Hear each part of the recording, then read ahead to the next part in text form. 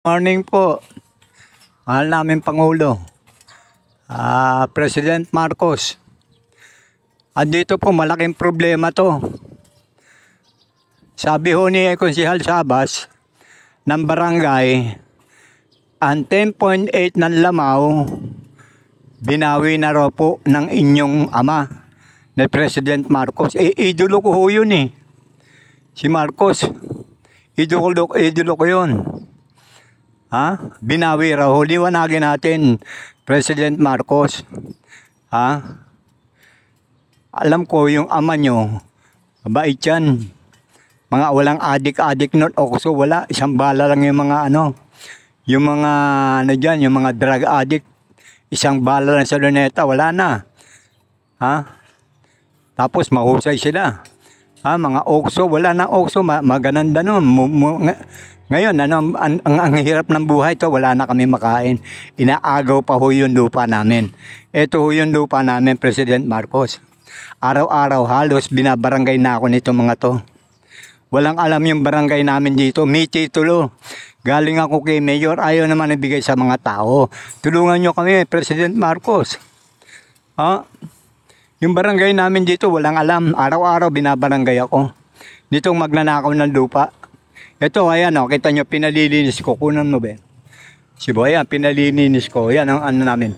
Ang liit lang. Tinatamna namin, tinatanggal yung trespassing. Tinatanggal ho. Tapos ayan, ito, pinatitigil nila Ayan, binabakuran namin, ayan Sinisira kanila raw to. Ayan nakita mo yan? Ayan. Nakaw ho yan, sa amin yan. Sa amin pa yan. Ito, PNOC side. Squatter na ho yan. Hindi mapalis ng PNOC kasi hinihingi nila relocation. Ayan, sa amin pa ho yan. Ninakaw nila. Ngayon, gusto pa kunin to, ang liit-liit. Ayan tinatamna namin ng kamote. Sinisira, tsaka binabakuran namin. Pinatitigil kami. Araw-araw nasa ako. Barangay, walang alam yung rito. Pinagalitan ko na nga ho yung rito yung nila ano ba yun? Yung mataas sa kanila, ano ba yun? Hepe. 4 sila, pinagalitan ko. Ba't nyo ako huli? Hindi ako magnanakaw. Yan ang huli nyo, magnanakaw. Ayun, pinuntahan nila. Gusto ko Marcos, President Marcos, ayusin nyo naman to. Wala akong pambakod. Wala na ako kami makain. Tabos nga lang ng kamote. Nahihirapan ako. Tulong to. Maliit lang na lupa. Titulo ho to Nagbayad na ako ng tax, 27,000. Tapos nakatayo. Pagbabawalan pa. Ayan yung tao walang makain Ayan Sinusweldohan ko, 2 yan. Pinatitigil nila. Dinadamuhan, nililinisan. Tapos tatamna namin. Kanila raw. Wala naman silang rights. Wala silang rights. Sinumbong ko sa barangay. Nakaano na nga to sa pulis Maganda rito yung kampi lang namin, pulis sa DILG. Barangay dito, bobo. Ayan pa Ayan pakunan mo Marian.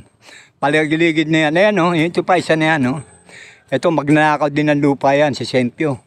Sila Seni. Ninakawan kami niyan. Pinasukat ko yan. Nagbayad ako ng 27,000.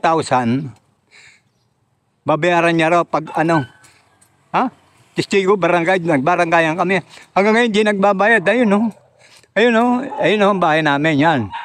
3rd floor, pakita mo, be.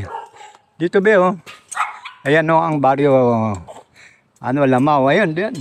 Ganun mo. Ayan, Kaya nananawagan ako sa inyo, President Marcos. Tulungan nyo kami. Nakunin yung titulo.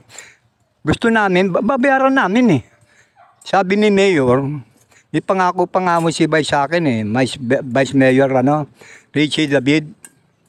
Sabi niya gano'n, gusto mo tituluhan natin yung lupa mo. Sabi ko, para pag pamamana mo sa anak mo. Ayun, hinihintay naman namin ang pangako ni David.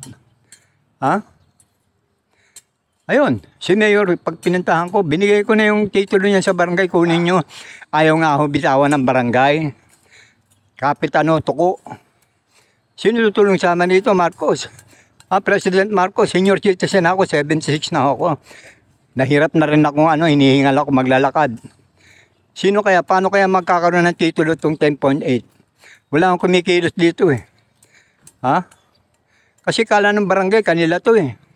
Wala naman lupa ang gobyerno, wala nga lupa, barangay pa. Ito, pakiayos nyo to. Sige, hanggang dito na lang muna, duduktong ako mamaya to dahil nahihingal na ako.